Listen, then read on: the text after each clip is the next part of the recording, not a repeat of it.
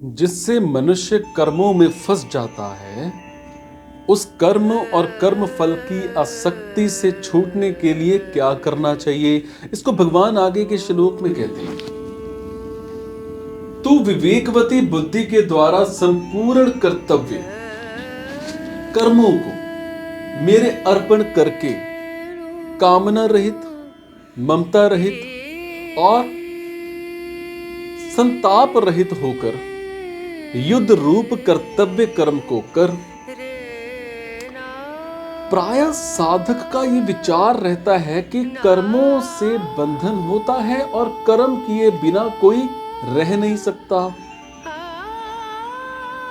इसीलिए कर्म करने से तो मैं बंध जाऊंगा। सो कर्म किस प्रकार करने चाहिए जिससे कर्म बंधन कारक ना हो, मुक्तिदायक हो जाएं।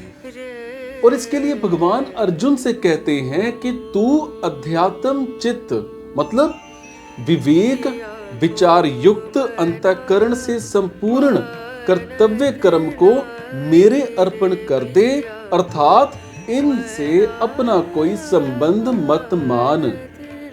कारण कि वास्तव में संसार मात्र की संपूर्ण क्रियाओं में केवल मेरी शक्ति ही काम कर रही है। शरीर, इंद्रियां, पदार्थ आदि भी मेरे हैं और शक्ति भी मेरी है। इसीलिए सब कुछ भगवान का है और भगवान अपने हैं। गंभीरता पूर्वक ऐसा विचार करके जब तू कर्तव्य कर्म करेगा तब वो कर्म तेरे को बांधने वाले नहीं होंगे, प्रत्युत उद्धार करने वाले हो जाएंगे। शरीर, इंद्रियां, मन, बुद्धि, पदार्थ, इन सब पर अपना कोई अधिकार नहीं चलता। ये मनुष्य मात्र का अनुभव है, ये सब प्रकृति के हैं,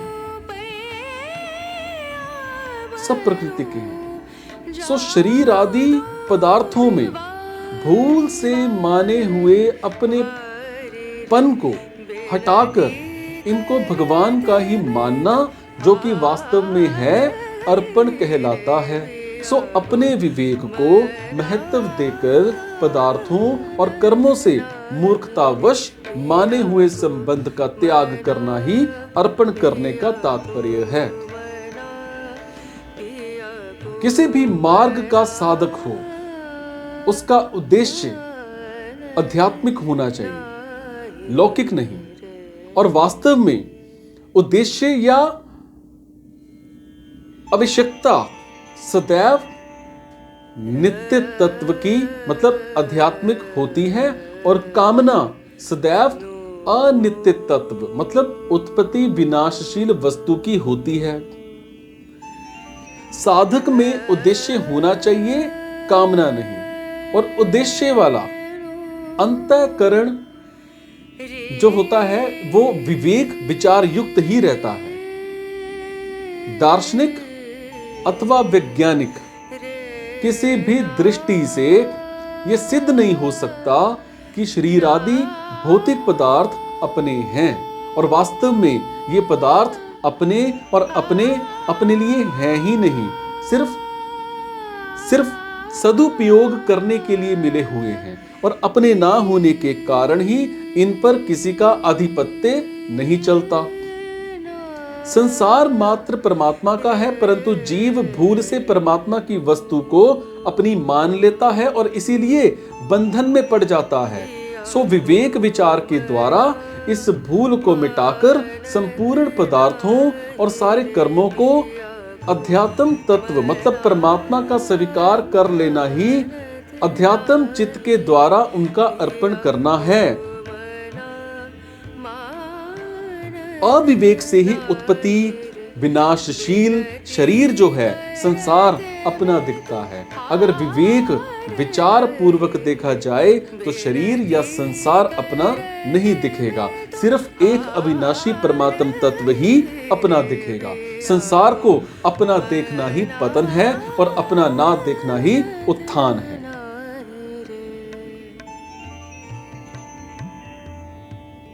दो अक्षरों का मम मतलब ये मेरा है ऐसा भाव मृत्यु है और तीन अक्षरों का न मम ये मेरा नहीं है, ऐसा भाव अमृत सनातन ब्रह्म है। भगवान ने क्या कहा है कि सारे कर्मों को अर्पण करने की बात इसीलिए कही है कि मनुष्य ने करण मतलब शरीर, मन, इंद्रियां, बुद्धि, प्राण, है ना, उपकरण मतलब कर्म करने से उपयोगी सामग्री और क्रियाओं को भूल से अपनी और अपने लिए मान लिया, जो कभी इसके थे ही नहीं और ना होंगे और ना हो सकते हैं। उत्पत्ति विनाश वाली वस्तुओं से अविनाशी का क्या संबंध?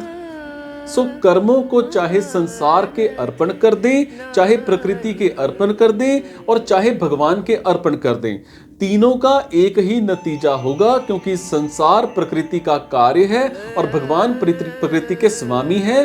और इस दृष्टि से संसार और प्रकृति दोनों भगवान के हैं। सो मैं भगवान का हूं और मेरी कहलाने वाली मात्र वस्तुएं भगवान की हैं, और इस प्रकार सब कुछ भगवान के अर्पण कर देना चाहिए, अर्थात अपनी ममता उठा देनी चाहिए। और ऐसा करने के बाद फिर साधक को संसार या फिर भगवान से कुछ भी चाहना नहीं पड़ता, क्योंकि जो उसे चाहिए उसकी व्यवस्था भगवान खुद करते हैं। अर्पण करने के बाद फिर शरीर आदि पदार्थ अपने प्रतीत नहीं होने चाहिए। अगर अपने प्रतीत होते हैं तो वास्तव में अर्पण हुआ ही नहीं। इसीलिए भगवान ने विवेक विचार युक्त चित्त से अर्पण करने के लिए कहा है, जिससे ये वास्तविकता ठीक तरह से समझ में आ जाए कि ये पदार्थ भगवान के ही हैं, अपने हैं ही नहीं। भगवान के अर्पण की बात ऐसी विलक्षण है कि किसी तरह से उकताकर भी अर्पण किया जाए तो भी लाभ ही लाभ है। कारण कि कर्म और वस्तुएं अपनी है ही नहीं। कर्मों को करने के बाद भी उनका अर्पण किया जा सकता है, पर वास्तविक अर्पण पदार्थों और कर्मों से संबंध विच्छेद होने पर ही होता है।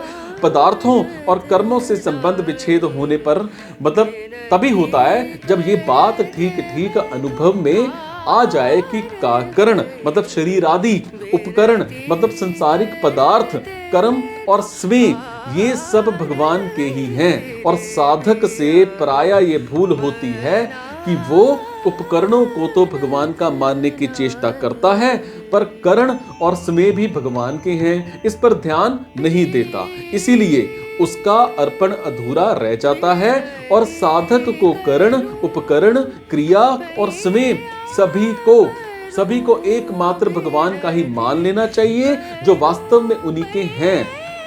कर्मों और पदार्थों का स्वरूप से त्याग करना अर्पण नहीं है।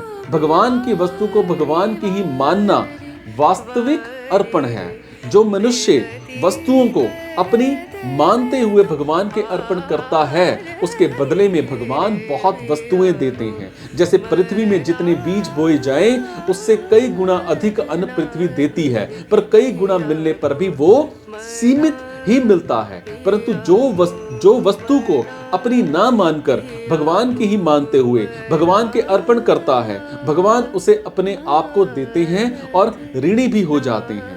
तात्पर्य है कि वस्तु को अपनी मानकर देने से, अंतःकरण में वस्तु का महत्व होने से, उस वस्तु का मूल्य वस्तु में ही मिलता है, और अपनी ना मानकर देने से खुद भगवान मिलते हैं। और वास्तविक अर्पण से भगवान अत्यंत प्रसन्न होते हैं। और इसका मतलब ये नहीं है कि अर्पण करने से भगवान को कोई सहायता मिलती है, परंतु अर्पण करने वाला कर्म बंधन से मुक्त हो जाता है, और इसी में भगवान की प्रसन्नता है। जैसे छोटा बालक आंगन में पड़ी हुई चाबी पिताजी को सौंप देता है तो पिताजी प्रसन्न हो जाते हैं, जबकि छोटा बालक भी पिताजी का है और आंगन भी पिताजी का है और चाबी भी पिताजी की है, पर वास्तव में पिताजी चाबी के मिलने से नहीं बल्कि बालक को देने का भाव देखकर प्रसन्न होते हैं, और हाथ ऊंचा करके बालक से कहते हैं कि तू इतना बड़ा हो जा, अर्थात उसे अपने से भी ऊंचा, अपने से भी बड़ा बना लेते हैं। और इसी प्रकार संपूर्ण पदार्थ, शरीर और शरीरी खुद भगवान के ही हैं, और उन पर उन पर से अपनापन हटाने और उन्हें भगवान के अर्पण करने का भाव देखकर ही वो भगवान प्रसन्न हो जाते हैं और उसके ऋणी हो जाते हैं।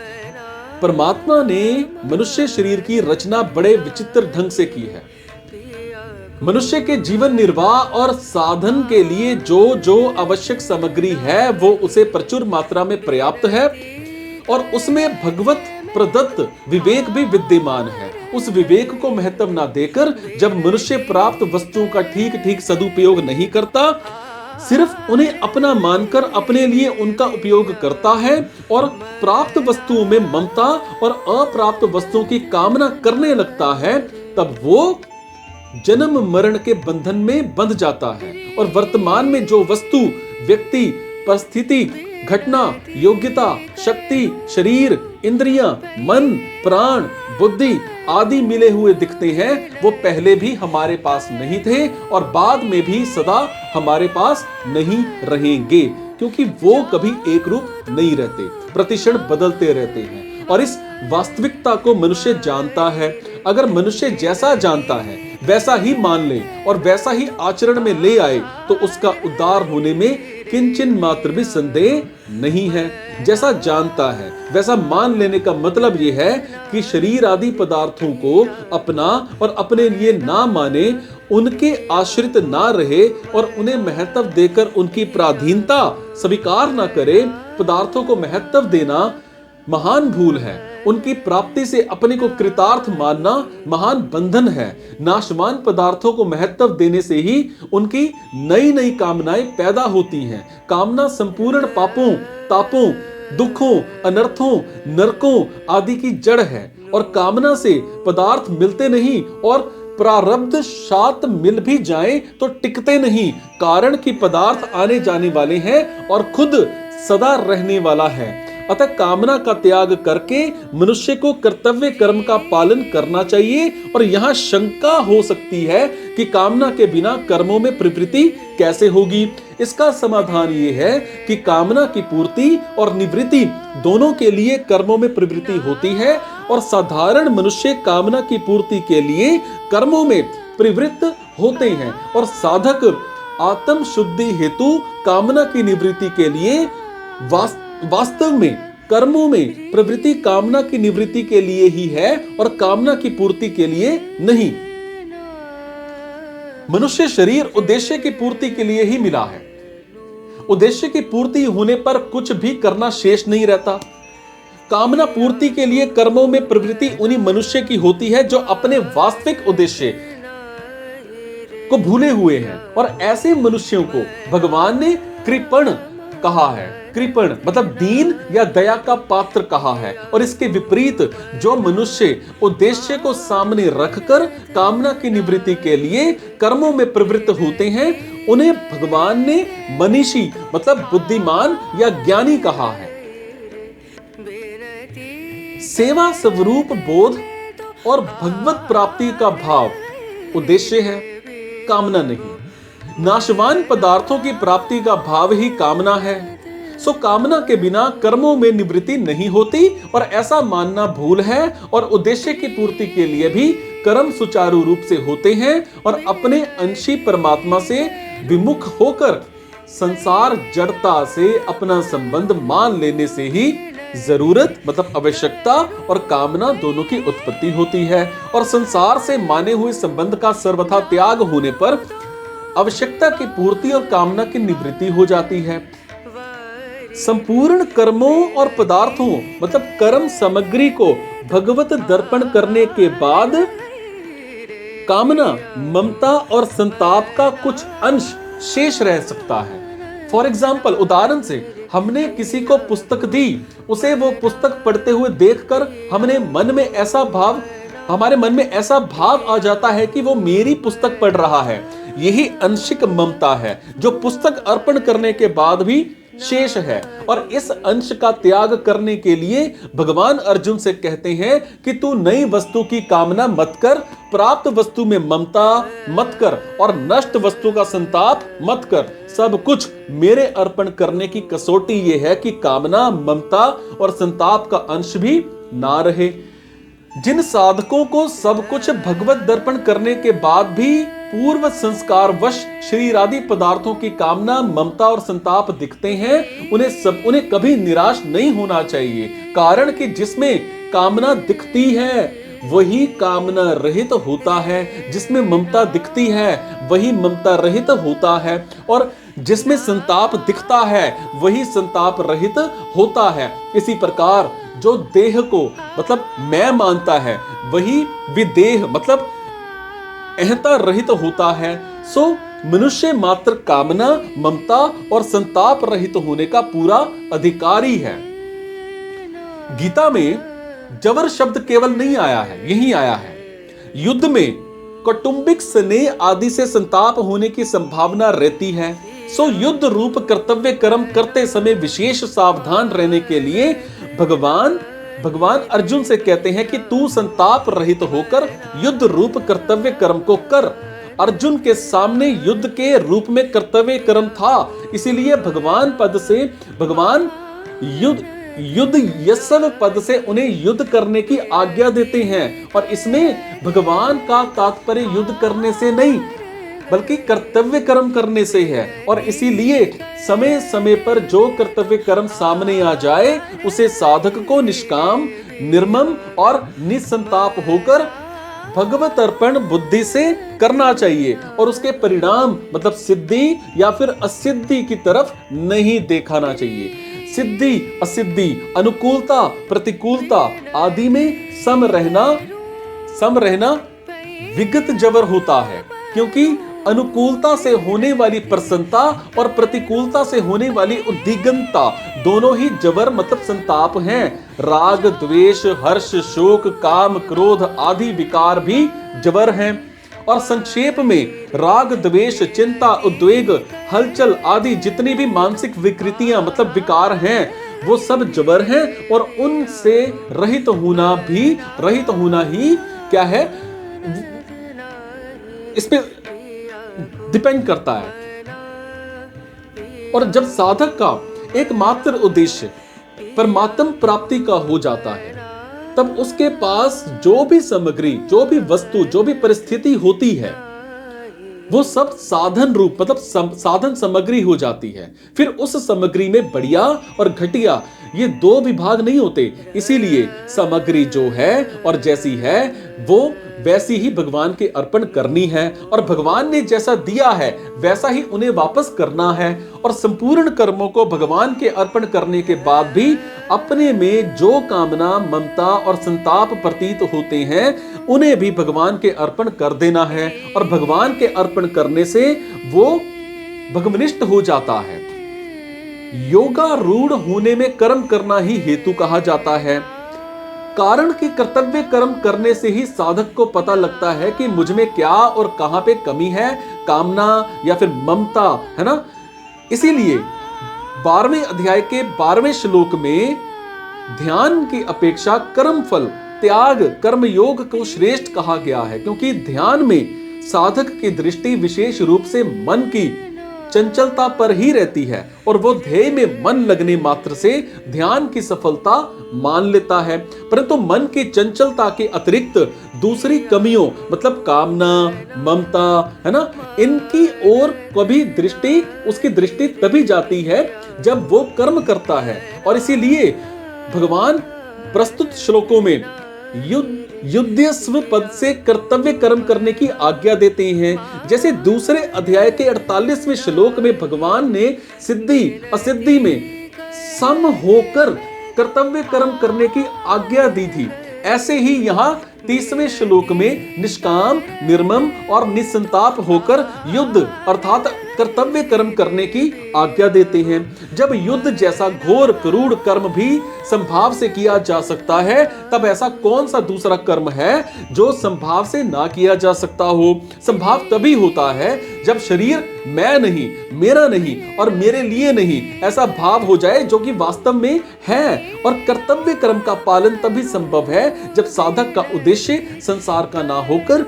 एकमात्र परमात्मा का हो जाए। और परमात्मा प्राप्ति के उद्देश्य से साधक ज्यों-ज्यों कर्तव्य परायण होता है त्यों ही त्यों कामना, ममता, आसक्ति आदि दोष स्वतः मिटते चले जाते हैं और समता में अपनी स्वाभाविक स्थिति का अनुभव होता है और समता में अपनी स्थिति का पूर्ण अनुभव होते ही कर्तापन सर्वथा मिट जाता है और अपने उद्देश्य के साथ एकता हो जाती है। और यह नियम है कि अपने लिए कुछ भी पाने या करने की इच्छा ना रहने पर अहम मतलब व्यक्तित्व खुद नष्ट हो जाता है। अर्जुन श्रेय मतलब कल्याण तो चाहते हैं पर युद्ध रूप मतलब कर्तव्य कर्म से हटकर, इसीलिए अर्जुन के द्वारा अपना श्रेय पूछने पर भगवान उन्हें युद्ध रूप कर्तव्य कर्म की आज्ञा देते हैं, क्योंकि भगवान के मतानुसार कर्तव्य कर्म करने से अर्थात कर्म योग से भी श्रेय की प्राप्ति होती है और ज्ञान योग और भक्ति योग से भी होती है।